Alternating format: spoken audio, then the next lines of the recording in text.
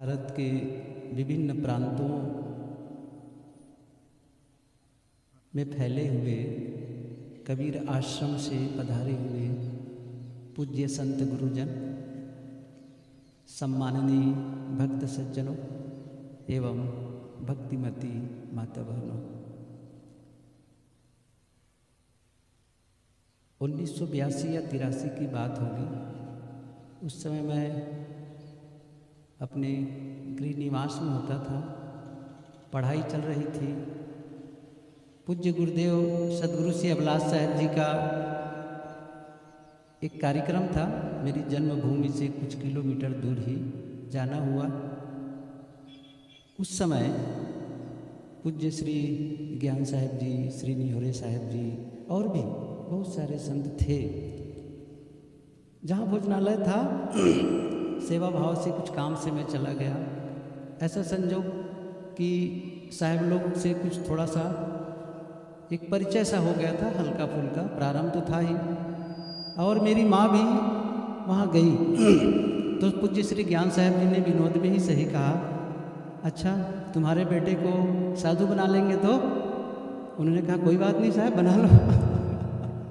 ये पहली बार उनसे मिलना हुआ था और उसके पश्चात तो अनेकों बार मिलना हुआ। और अंतिम यहाँ पूज्य साहब जी के जब बोल नहीं पाते थे, अस्वस्थ थे, तो सूरत से साहब के दर्शनार्थ स्पेशली आया विशेष रूप से।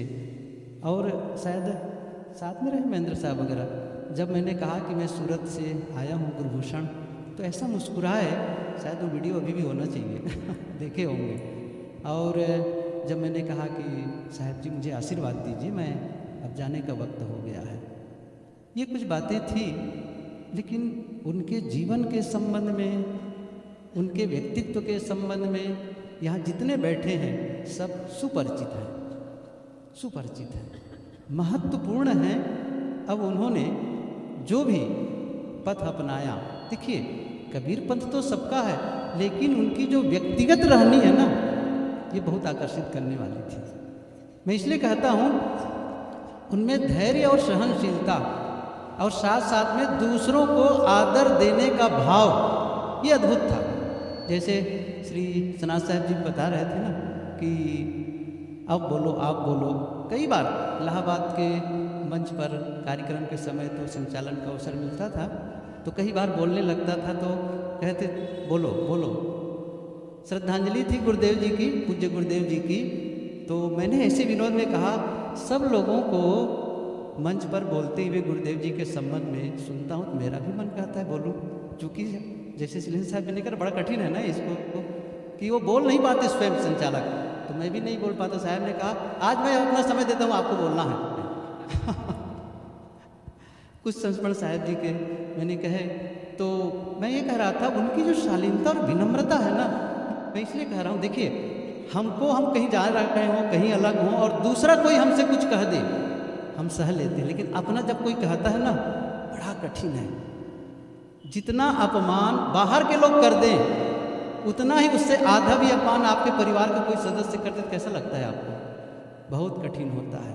लेकिन उनके अपने लोग भी जब कभी ऐसी बातें हो जाती हैं उनसे कि जो सचमुच उनके मर्यादा के अनुकूल नहीं होती थी, उसके बावजूद शांत रहते थे, शांत रहते थे।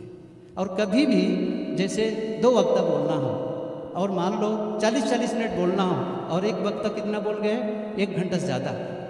ऐसा हुआ है, ऐसा हुआ है, 1 घंटा ज़्यादा बोल गए। अब उनको भी 40 मिनट मिलना चाहिए था ना, लेकिन नहीं, जितना बचा 20 मिनट उतने में ही पूरा कर देते थे। क्या मैं सच कह रहा हूँ? सही है ना? ऐसा नहीं है कि मुझे 40 मिनट मिलना चाहिए और आगे बढ़ाऊँ।